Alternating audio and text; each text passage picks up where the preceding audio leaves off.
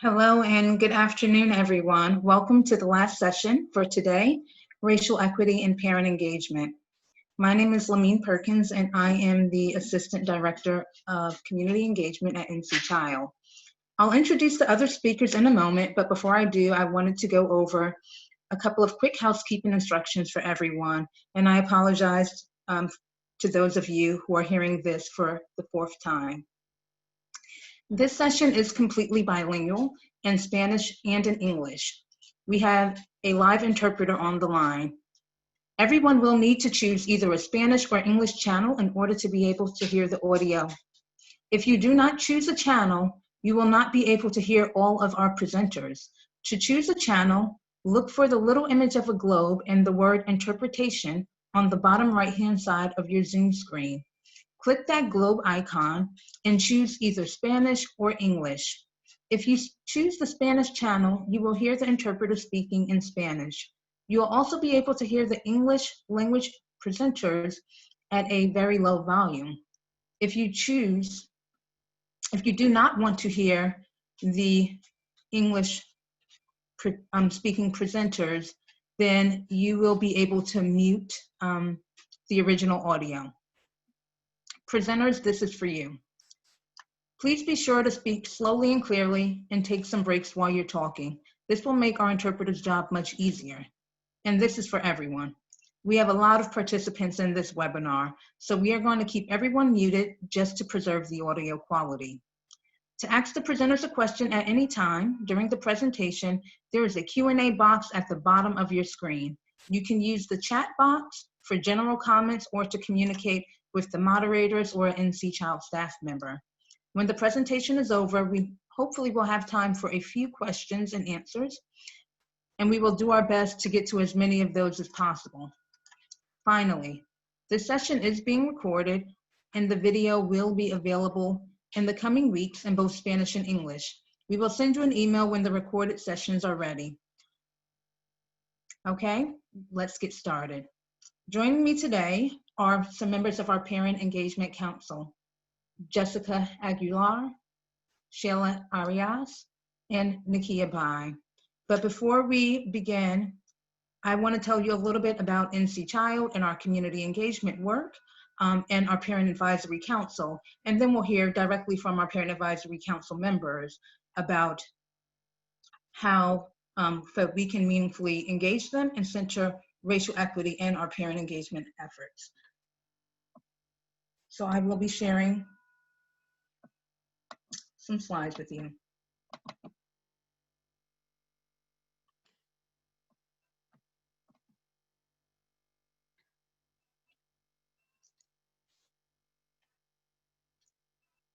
So NC Child strives to build a North Carolina by advancing public policies to ensure that all children, regardless of race, ethnicity, or place of birth, have the opportunity to reach their full potential. And in order to do that work, we really try to combine 4 key strategies to achieve our goals. Those are research and data, strategic communications, direct advocacy, and community engagement. I'd like to talk to you for a few minutes about our community engagement work. It really is broken up into 3 key strategies. So we have our digital network of over 7,000 individuals from across the state. Next, we have our regional hubs in certain regions of North Carolina, and in these hubs, NC Child partners with local organizations to fund advocacy organizations and to support them in coordinating their advocacy campaigns. And then third, we have our Parent Advisory Council and Youth Advisory Council. Our Youth Advisory Council is really a group of high school students who are working on advocating for the policies that most directly impact them and their communities. And then we have our Parent Advisory Council, which will be the focus of today's session. Child and family engagement is truly at the heart of our community engagement work. And this is because, as we've heard from Shayla and many of the presenters yesterday and today, We know that the work of professionals and policymakers and academics play a critical role in supporting families. However, we know that parents are the experts when it comes to their families and their families' needs.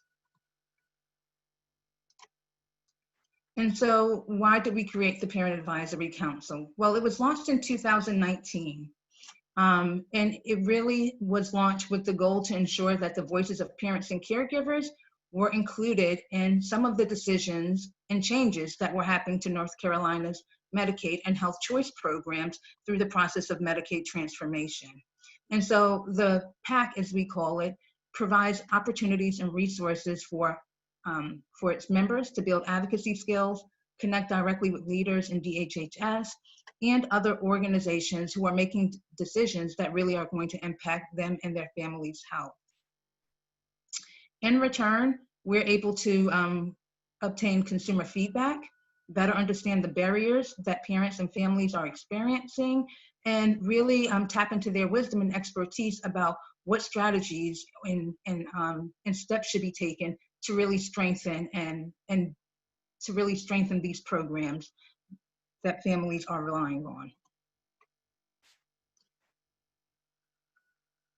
And so when we thought about developing the Parent Advisory Council, one of the things that we really wanted to focus on from the beginning was we wanted to try to center equity in that. We thought about the barriers that could prevent parents from participating in councils like this. And we basically tried to build in for those things that are deemed extras, but are truly essentials, to try to remove those barriers so that parents, regardless of where they live, race, ethnicity, or socioeconomic status, would be able to participate. Some of the things that we tried to build in for prior to COVID-19, of course, was mileage for parents, providing overnight accommodations when the meetings required parents to drive for more than 2 hours, covering the cost of meals both during the meetings and during their travel, offering childcare during our meetings, and stipends for parents to pay for their own childcare. Additionally, we did things like try to make sure that the meetings were held at times that worked best for the schedules of parents. And so that meant that a lot of our meetings were on Saturdays. And moving the meeting location around to each region of the state so that that burden is not just on the parents, but we're meeting them where they are and we're kind of sharing that burden with them. And I think that doing these things not only made it easier for parents to participate, but it really shows them that we value their time and their expertise, and we really, really want to approach this work with them as partners. Some of the other things that we have tried to be intentional about doing is in our recruitment strategies. We relied heavily on our partnerships with organizations that are serving families, specifically the families that we were seeking to engage. So we looked at which organizations were serving, we looked at who was currently at the table in some of these statewide councils, and then we looked at who wasn't at the table, and we looked at organizations that were serving these families, families of color, families in the more rural parts of the states in Eastern North Carolina, and trying to really make sure that we had a diverse set of voices at the table. The one last thing that I want to say on that diversity front is that oftentimes, and we've heard this from Myra's presentation yesterday, when folks think about poor families, or when they think about families that are on Medicaid, they kind of cue up this image. And a lot of times they cue up an image of either a poor family or a family of color. And so one of the things that we found was that we really had to be intentional about making sure that there was diversity in the type of families that were being recruited. So we wanted to make sure that there were white families there. We wanted to make sure that there were families who participated in the Medicaid program because they had adopted children or were foster parents, families led by grandparents, and families with older children. And so I think that that was really important because that was one of the ways that we attempted to destigmatize and demystify who really does use the Medicaid program. The fact is that half of the children in born in North Carolina are on Medicaid, and they come from a variety of family types and backgrounds. Last but not least, I would say that we really knew that this work was about building relationships. And so we sought to build relationships that were not transactional. And we took the time and made the investment in trying to build trust, both within the group and then between our organization and the parents. Some of the ways that we sought to do this were by ensuring that we weren't telling the parents what the priorities are for their advocacy work, but really letting them set the priorities. Again, making sure that we're compensating them, being supportive of the work that they do in their interests, and then I'm looking for ways to amplify their voices in other areas. I guess in short, what we tried to do was make sure that we were creating a true partnership and allowing some shared decision making. And I will say that while I think that there were some things that we did really well, there are certainly some lessons that we're still learning. As some of the speakers have said before, there really isn't all of us are still working on this journey toward being more racially equitable. And so one of the things that I think that we focused on in the beginning was ensuring that everyone had the baseline understanding as it related to advocacy and policies.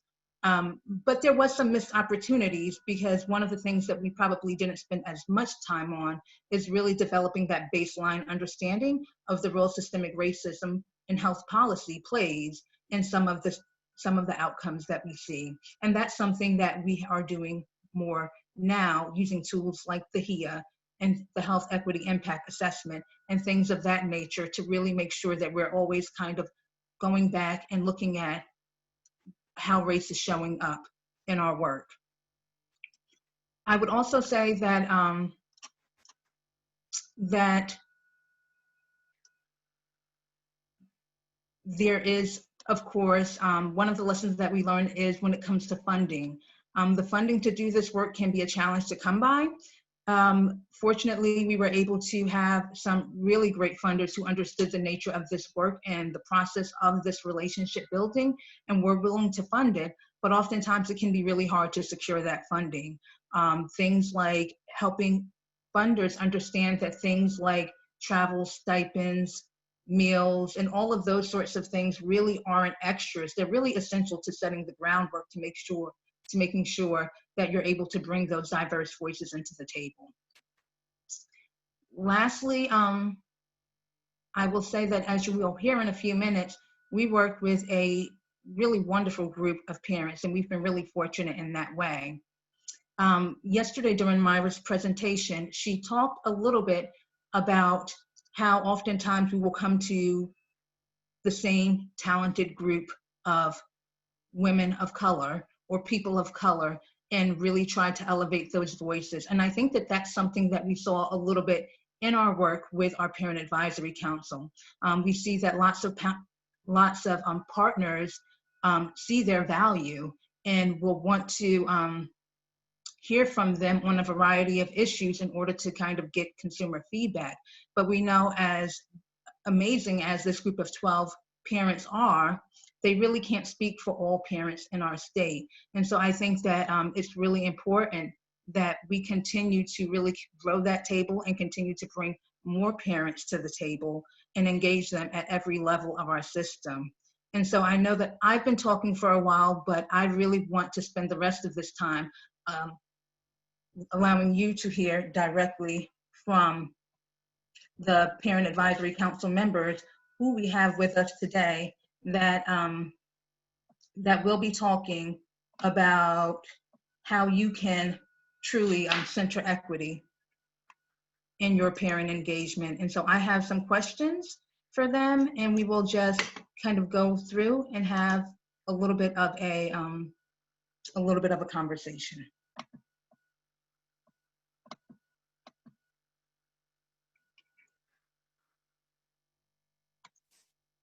And so the first question I have is that I was wondering if you all would mind telling me a little bit about where you live and how you began advocating.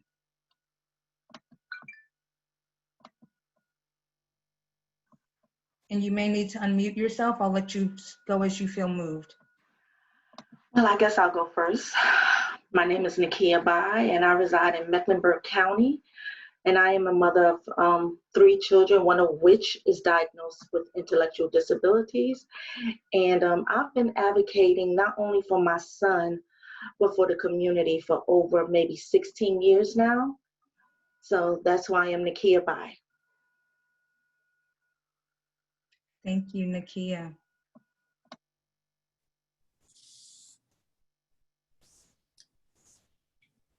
Hi, my name is Jessica Agler. I live in Union County. I am a single mom, the 2 wonderful kids, both with the diagnostic autism spectrum, and they were premature. And I have a hard time to find the access of the service and guide for understanding, navigating in the health system.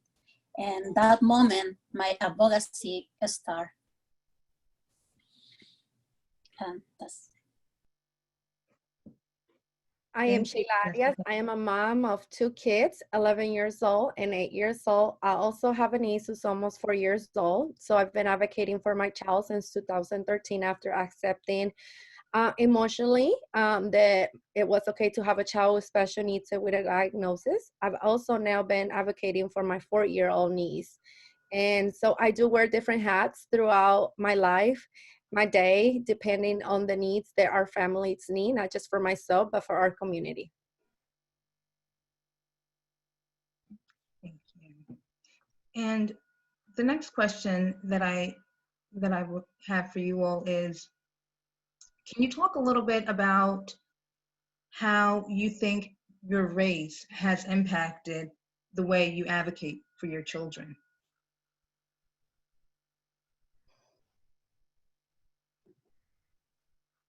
well, and that question I want to say 2 very hard times for me. The first one is when I received the diagnosis of my kids.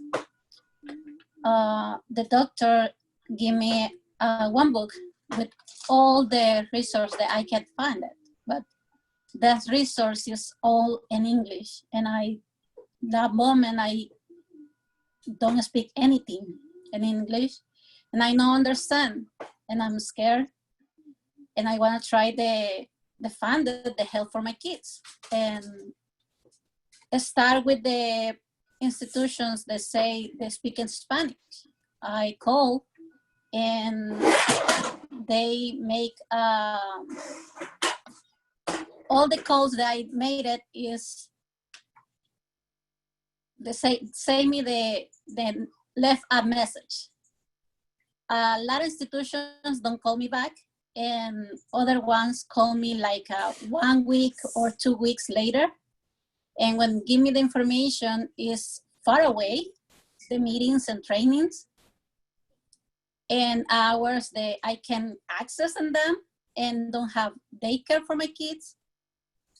And I feel frustrated, and I feel that I can't making anything for my kids. Finally, I start fighting for myself, information, finding a one person in Spanish that helped me, and start with all the services that my kids. That I call other institutions, they only speak English, and when I call, they say, I don't understand what you say, and hang up the phone. And I feel frustrated because I can receive the help that I need, and I can help my kids what they need. And later, one day, I received a call to school and say that my kid, he can't stop the crying. And when they put me on the phone, because they say they all the school hear my kid crying. They say, he called me and say, "Mom, I'm hungry." He's a picky eater, and the school give you the food that he can eat. And he see the teacher eat one muffin, and he say at the teacher that he want the muffin, and the teacher say no because it's the hair. And that moment, my kid started crying, and he can calm down. And anybody understand what happened with him. And that moment, I decide I need to making something for my kids and for other kids. And that's the reason for I thinking the start all this journey.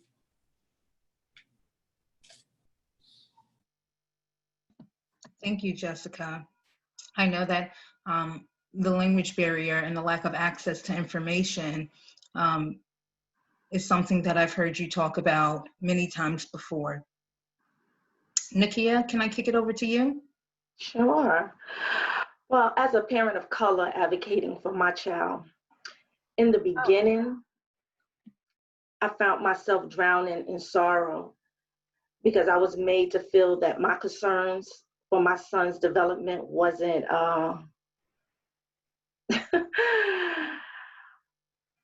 wasn't important. I was told maybe I might be exaggerating my concerns a little bit.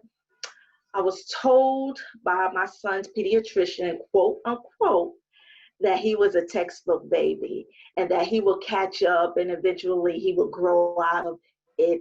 Don't worry about it. And I felt like this lazy and uncaring response from his then pediatrician delayed my son in getting the necessary therapies and services he needed to progress. Well, I cannot say for certain, but I can't help but wonder if my race and my economic status at that time played a part in how I was being treated at that time. Sometimes I wonder if I was a white or upper class person with the way I was treated, maybe it would have been different. But in my journey in going forth for my son, all those delays and those hurdles that was thrown my way has caused me to maybe feel like I had to do something different, because I felt like if I was being treated this way, that there has to be other families, that other parents that's like me feeling exactly the same way. And so it kind of charged my my need and my passion to advocate for those parents and those families that was dealing with the same thing that I was dealing with.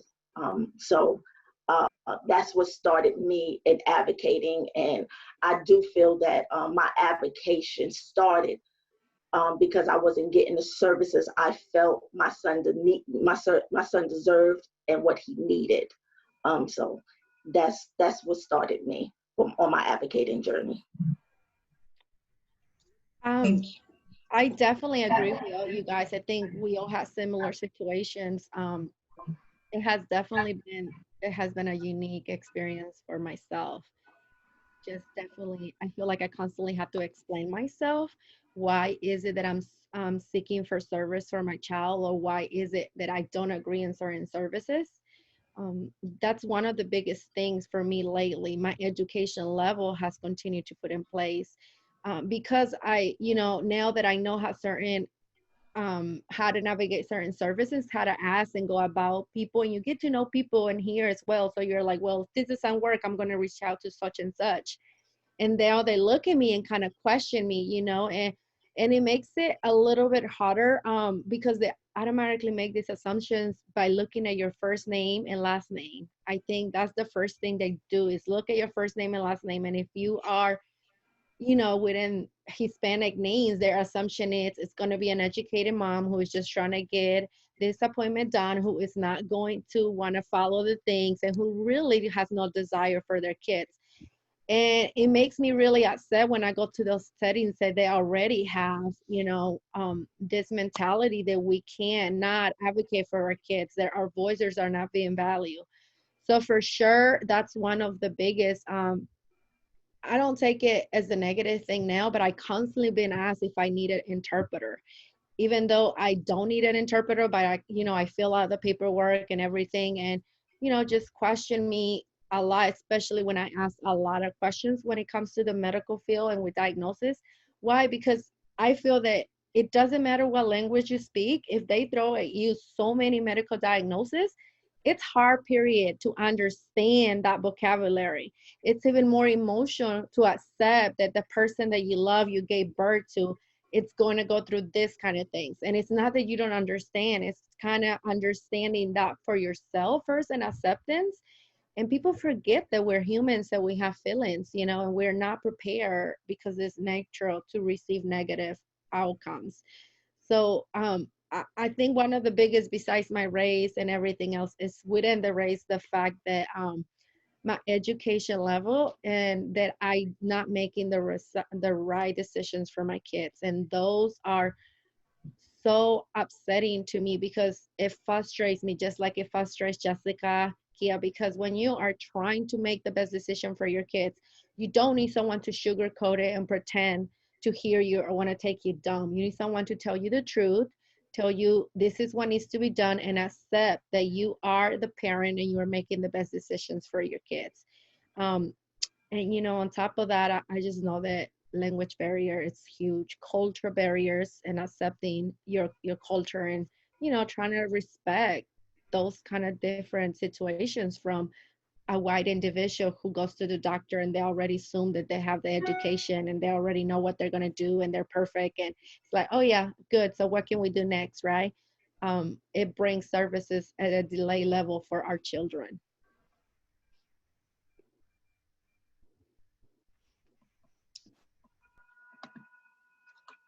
Thank you, Shayla. I think that there was so much there that you raised, but I just kind of want to amplify that final point that you made about, at the end, all of those barriers lead to delayed services for children of color.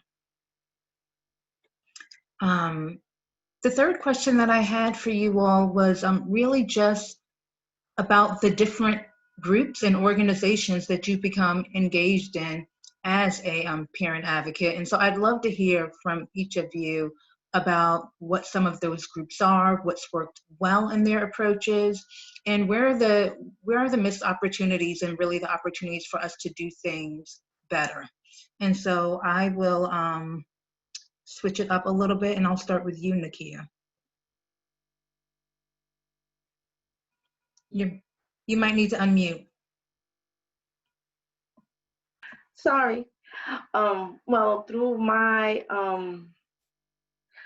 journey of advocating, I founded an organization called Trusted Parents that support parents and caregivers of children with special healthcare needs.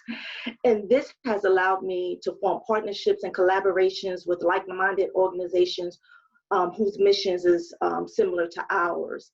And so there's so many organizations that I have partnered with or collaborated with. But I too many to name, I'll say that. But in my experience, I have found for the most part that most organizations' approach to serving the community is, they're going well and it comes from a genuine place. However, I've noticed that they group everyone in the same category, meaning that most of the services or programs offered are in areas of those who are in a higher taxable community, and families that are in economically underprivileged areas cannot easily access these services, and sometimes fees are associated with the services or the resources offered. And sometimes I find that oftentimes these families do not have the transportation to get to these resources, or they don't have the money to participate. So when I attend some of these organizational programs, I sometimes feel like there is no cultural sensitivity. For example, I've attended many panel discussions as a mom and not necessarily as a community advocate. And I noticed that all the panels look the same. These organizations will do panel discussions and they all look the same. There's really any diversity, and many panels do not represent the vast majority of the community being served. I have to be honest, even when leaving these workshops, these trainings, these parent discussions, I oftentimes still feel empowered no matter who the intended audience may have been, or the information that was going out, because I use whatever I get to help advocate for my son and to help be a better advocate, community advocate. So I have collaborated and partnered with many organizations, and my voice, I lend my voice to tell them that there's more diversity that's needed in the decision making, that they need to maybe study cultural beliefs, or be sensitive to the income of some of these families, that everything cannot be in a high tax bracket area, because if you're offering these services and you're saying that they're for the community, then make it accessible for the community. So that is what I have found in partnering and collaborating with many organizations.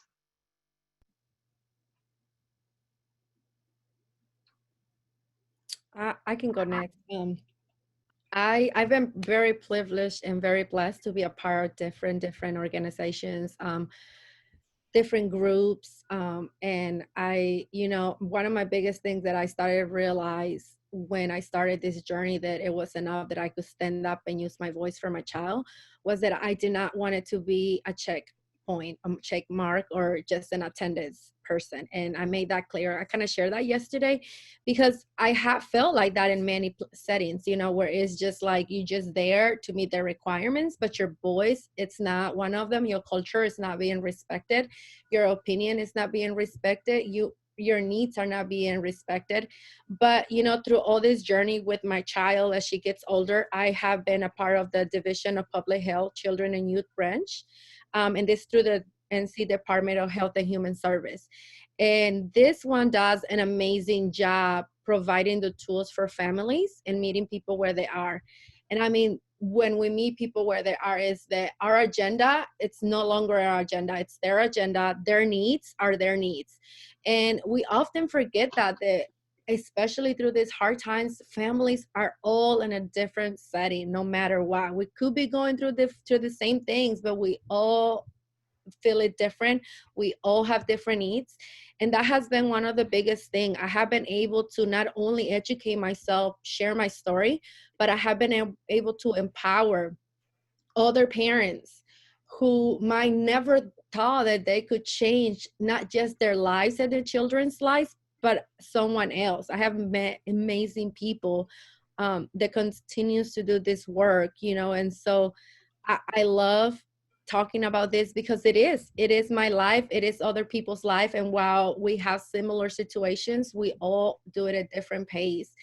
And I feel that they provide the tools for parents. They're always looking for different options.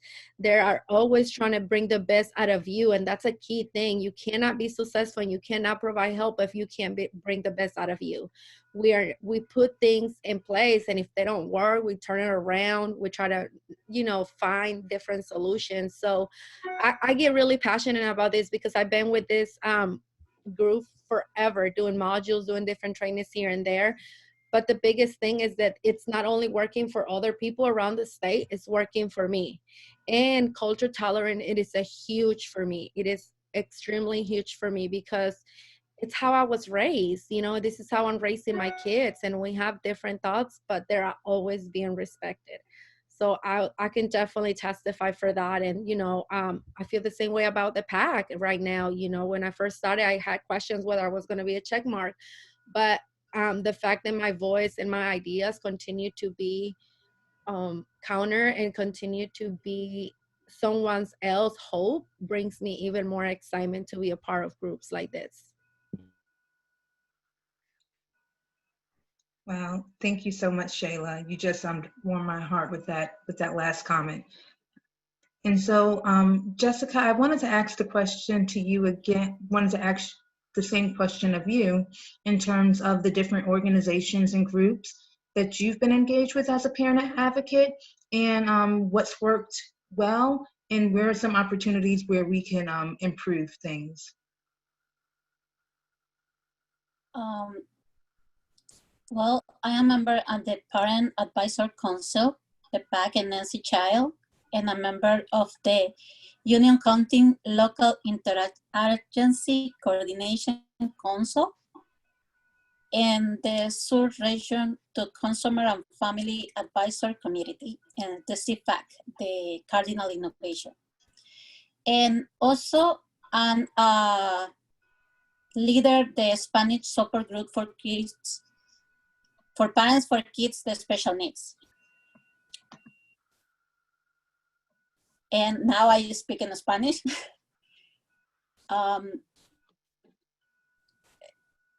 Todos estos grupos me han hecho sentir bienvenida.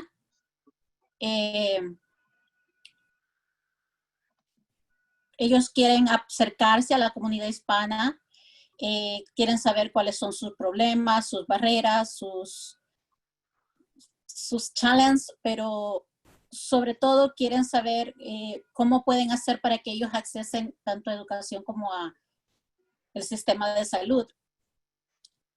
Pero aún falta muchísimo para que estas instituciones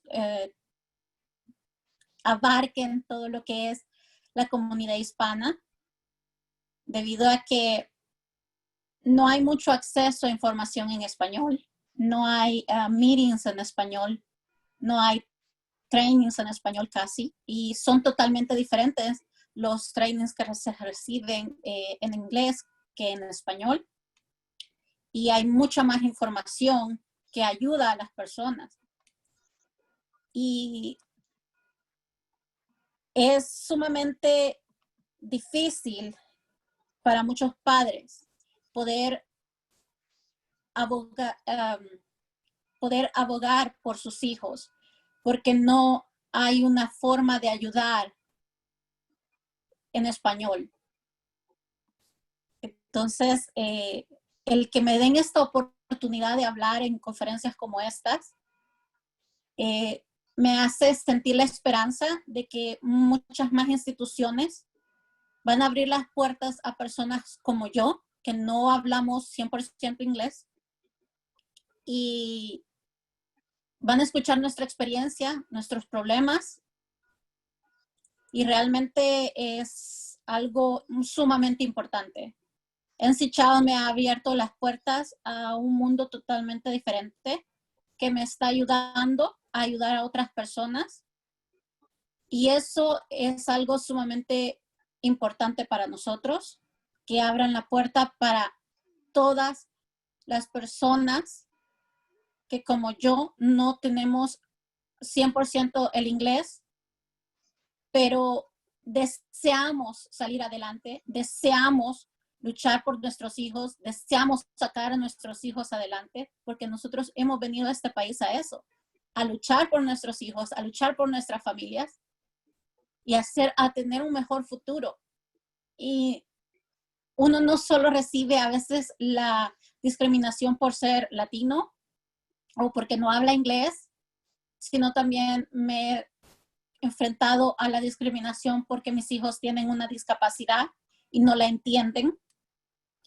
Entonces es para mí muy importante que instituciones como NC Child, que me han abierto las puertas para poder decir todas estas experiencias y mejorar el sistema de alguna manera con todas estas challenges que hemos tenido. Muchísimas gracias.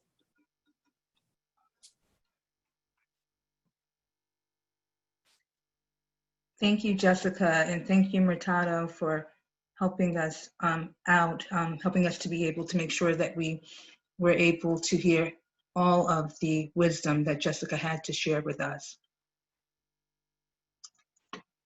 Nakia, I'd love to ask you a question. You talked a little bit about it, but I'd love for you to expand on it, about what role you think race plays in the tables that you've been invited to, and what your experience has been while sitting at those different tables.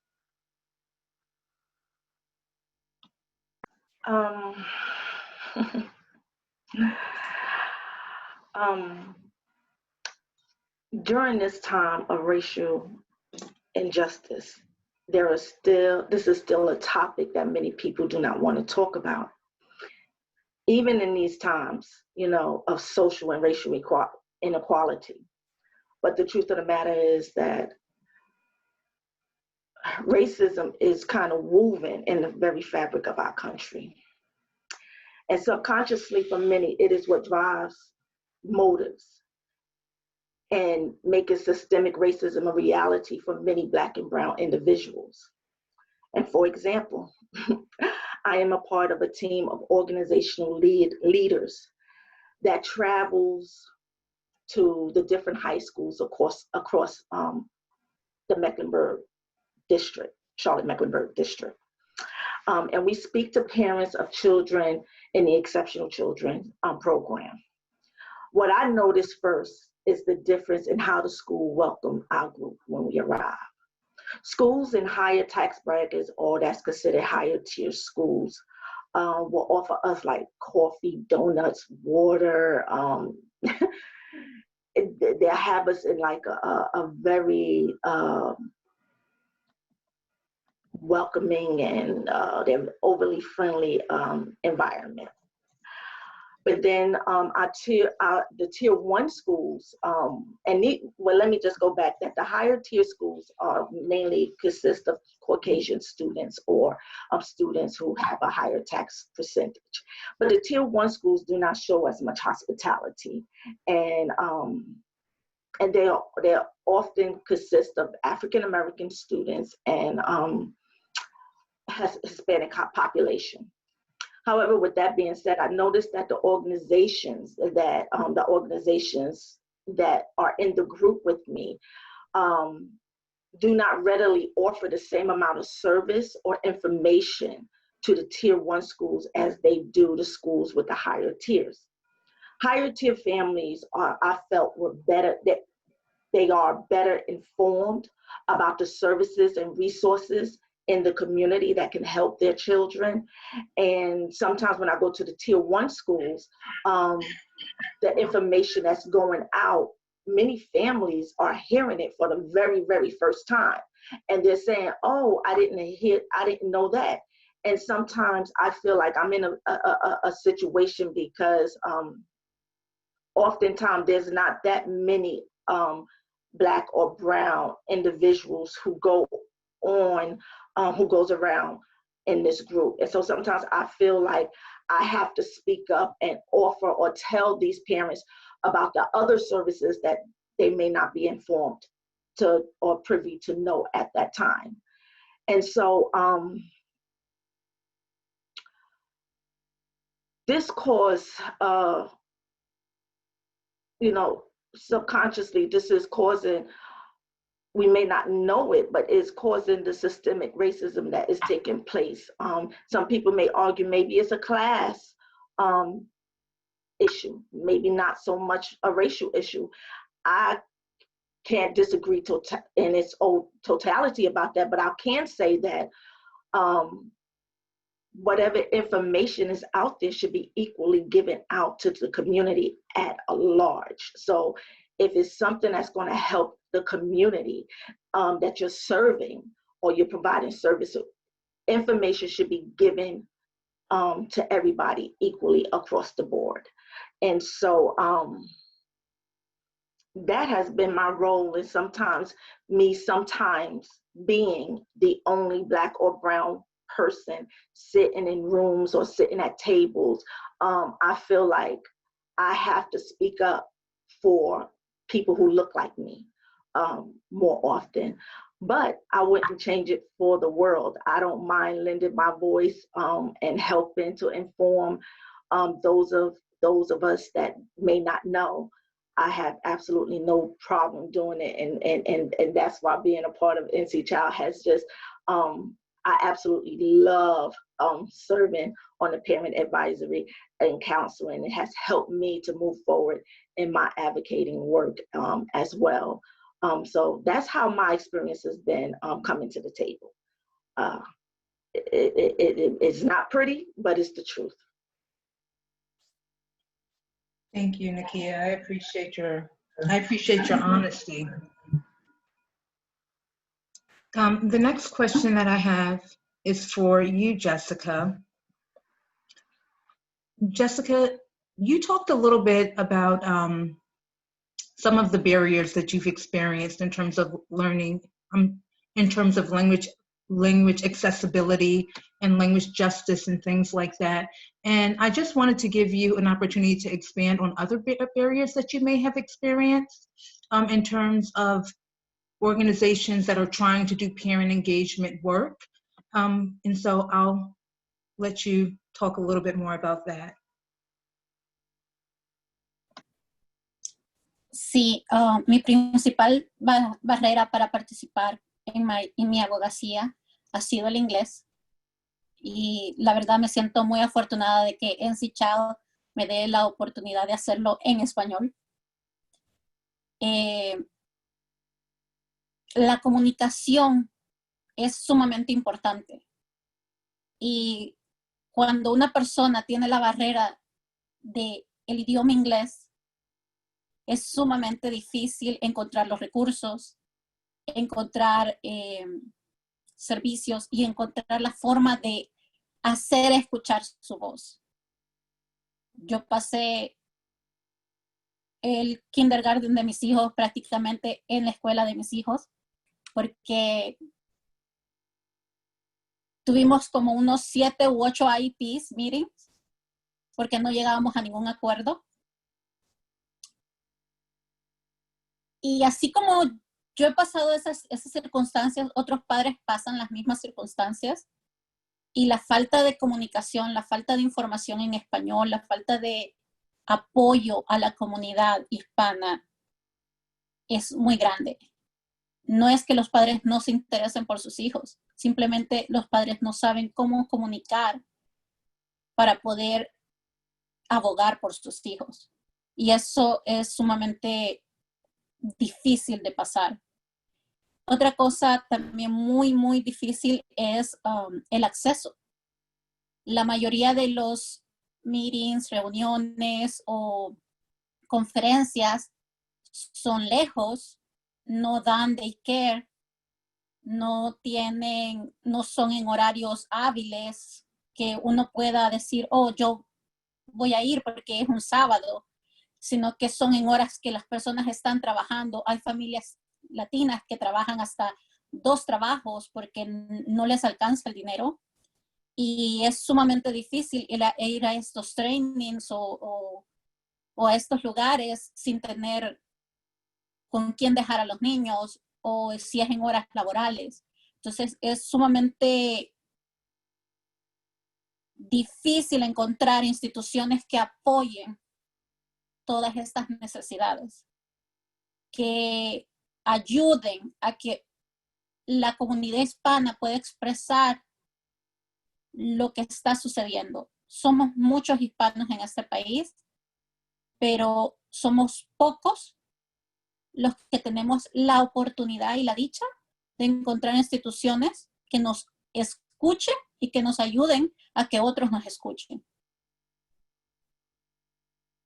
Y prácticamente esas son las 2 barreras más grandes, el acceso y el lenguaje.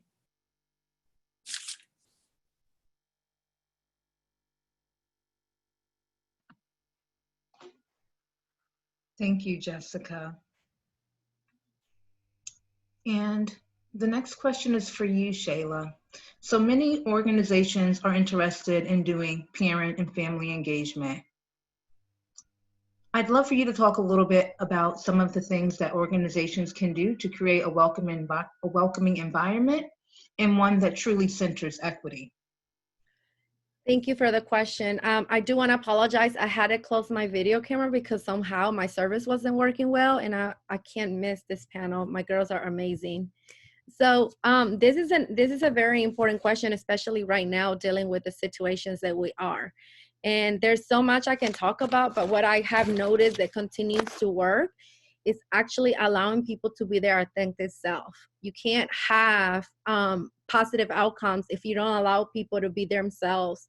And that means making sure that they are honest, like Jessica says, making sure that we share what we feel in. And most important, making sure that we hear those powerful stories. Why? Because this is how we connect. Our powerful stories, they're all different, they're all unique. And this is how you meet people, and not just representatives, but among ourselves and organizations, we have to hear this. I know with Moms Rising, Mamas con Poder, that's how I got connected. That's how I started this journey, because they value my story and they knew that it was gonna bring hope to people. So for sure, definitely that. Organizations are powerful, just work together, get to know the people that you're working. Work with them, work with their needs, meet people where they are, giving them the space.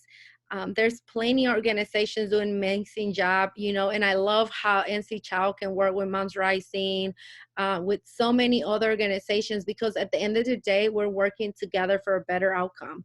One of the biggest things that I also see that it continues to work, not just for the PAC, but for other organizations, is having those individuals that really are going to change and are being affected. You cannot make any better decisions when you don't have people like us on the table. Why? Because we are the ones being affected. We are the ones dealing with this. And yes, it's great to have a lawyer. It's great to have a doctor. It's great to have that white person. I know it, because we can all bring different things, but it's also valuable, and it makes a huge difference when we have parents, when we have individuals who are being effective with these policies, who are dealing with this situation and can provide you the real feedback. And this is how we can move forward. Diversity, we always need to have diversity. There's many unique diversity in North Carolina, and it continues to get better and growth.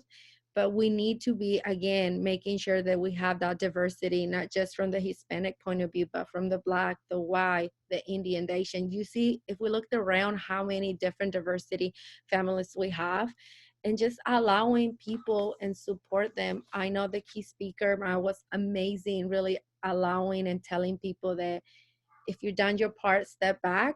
Well, if you've done your part and you have that great connection, stand beside that person and open that path for that person and allow that person to shine and support them, because at the end, we're all going to benefit from this. And I know people like myself and families that continue to work through this, Medicaid being one of the biggest, we're going to benefit from that. Our kids are going to benefit. Their future is going to be better. North Carolina future is going to be better. And the economy, it's even going to be better.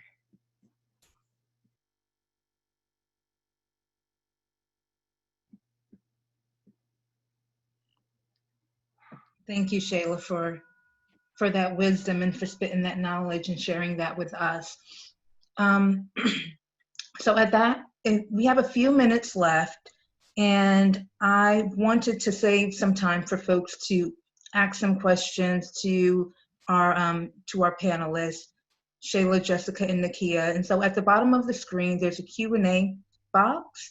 And so feel free to drop any questions that you have in the Q&A. And while you do that, I just wanted to extend my gratitude to Murtado for all of your help with translation during this entire session, especially being able to allow us the opportunity for Jessica to speak in her authentic language and allowing us to be able to kind of hear what she's saying. So thank you for that. We're gonna put his contact information in the chat in case any of you are interested in. And may I say something? Services. Absolutely. This is exactly what I mean. This is meeting people where we are, I have been working with Jessica and I, seeing the potential that she has, and the fact that when this was being organized and, you know, hearing us that we said, well, if this is going to be a change for the better and allowing people to come forward, we need to be able not just to support the people that are going to be here, but the people that are going to be dealing with this. And having interpretation, it sounds so easy, but it's not always there for our people. And so, and it's not just in Spanish, it's from many other languages. And just having this today has been amazing. It has definitely proven a point, and it also has allowed other people to come forward. They have never had the opportunity before because they could not have simple interpretation. And just allowing this small changes that might be for some people, it's huge changes within our community. Thank you. Thank you for that. And we are glad that we were able to offer that. I see we have one question in the chat, and it is from Hillary, and they say, I work at a Title I school and often run into the issue of admin not wanting to have tough conversations with parents about discrepancies in which students get services. Our school is 80% non-proficient in reading and math, so we are focusing our efforts on making whole class instruction better. And many students are not getting higher intervention supports. However, school in higher socioeconomic status neighborhoods not too far away have 80% proficient, and they have a good system of providing intervention and other supports for students who need it. How would you feel having these types of discussions with a school team regarding why or why not your student is receiving services differently than neighboring schools in socioeconomic status? And I know that all three of you have dealt with IEPs and have dealt with these challenges from within the school system. So I will I think any one of you could answer this question, so just feel free.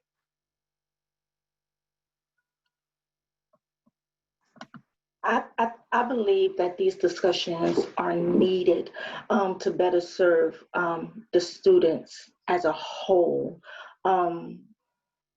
Why is this even a discussion we should be having? I don't know why, but I don't mind having a discussion with the schools, because we need to get to the bottom of why our children, say that again, our children are not being given the same amount of attention across the board. It shouldn't be this neighborhood school gets more funding than another neighborhood school. I believe that our children should gain access to a free, appropriate education as the law states. And so I don't know why this is happening. Well, we do know why, but I wouldn't be opposed to having a discussion with the schools as to regarding why or why not students are receiving services differently, and how we could come to a solution to make this better for our schools across the nation, or across even North Carolina or counties. Thank you, Nakia.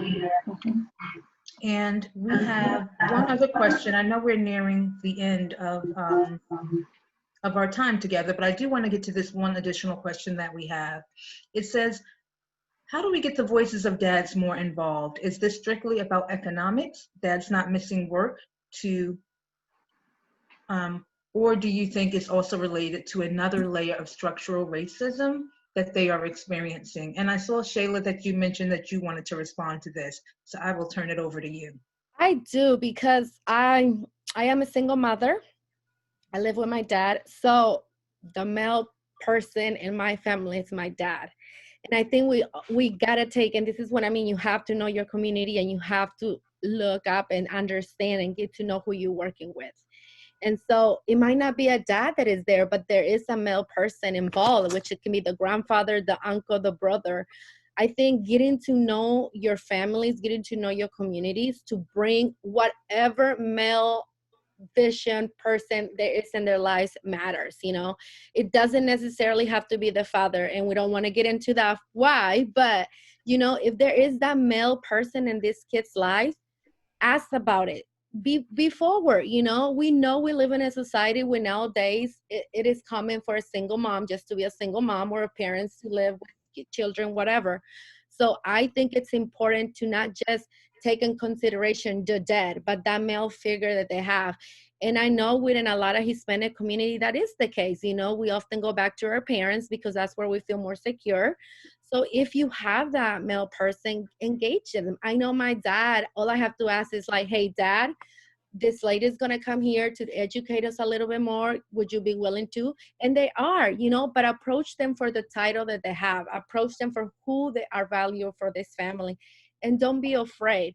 There are a lot of males out there that want to learn and make a better difference for their kids, for their grandkids, for whatever. So it is very important that we allow other male figures and not just the dad, and invite them. Send the invitation, not just to the mom of so-and-so. That is like one of the biggest. Send an invitation to the family of so-and-so, to the uncle, or even before, where is there a male person in the family that you trust and is helping you raise your kids? And we constantly talk about this because it does make a difference. If you just direct a letter to a mother, then it's for the mother. It is a culture barrier as well, but if you get to know the family, then you can navigate it better. Plus, we're in a different country, and a lot of our second and third generation are adapting to this new American culture, bringing more opportunities for education with our male figures.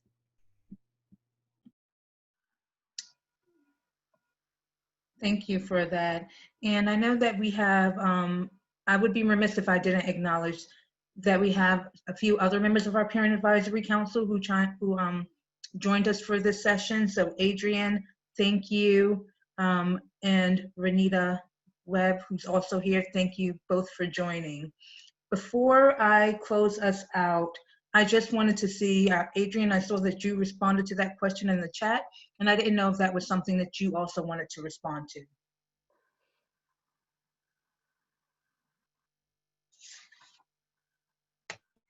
Yeah, can you hear me? Yes.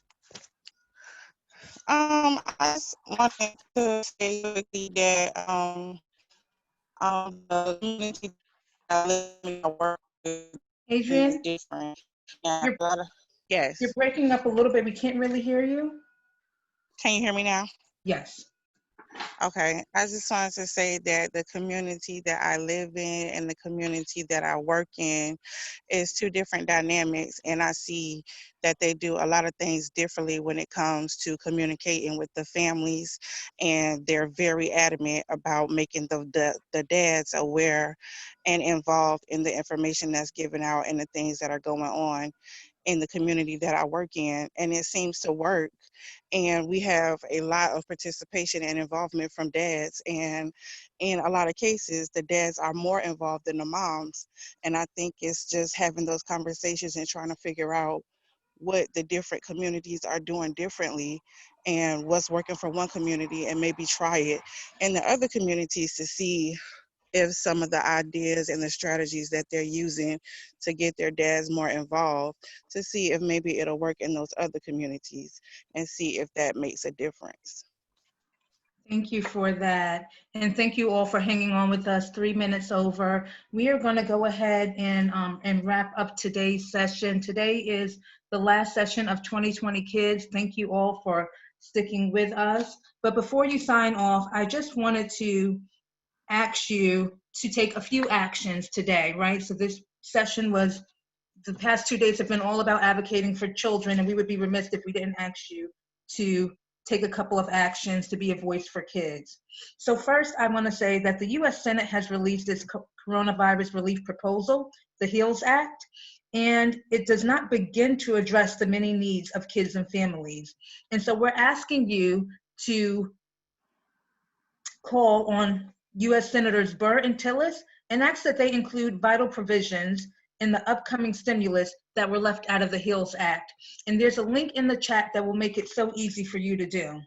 The second thing that we want to ask you to do is regarding an regarding an announcement from the Trump administration about cutting the census short by 30 days. This is going to result in a massive undercount, particularly to those hard to count communities that the census concentrates on during its final push. And we all know that those tend to be communities of color, renters, and things of that nature. If you need a reminder about the census undercount, a census undercount means that low-income communities in particular will not receive a fair share of federal funding or representation in Congress for the next decade. So please join us in making sure that all kids are counted for the 2020 census. Last but certainly not least, I hope that many of you were able to join the voter engagement session earlier today. We all know that this is that the 2020 election will be a critical time for kids' futures. And so we hope that each of you will participate in our voter education and voter engagement work. In order to build a better and more equitable future for our kids, we need elected officials who will champion for all of North Carolina's families. We're putting those links that you can use to take action in the chat, and you'll be receiving an email from me in just a few minutes. That email will contain a link to all of these actions that I just described, as well as some closing remarks and a link to our conference evaluation. Please take a moment to complete the conference evaluation. Every session from 2020 Kids has been recorded, and everyone registered will receive a follow-up email within the next couple of weeks with links to all of the recorded sessions from the conference in Spanish and in English. Thank you so much for joining and for staying with us, and we hope that you have a wonderful day. Take care and goodbye, everyone.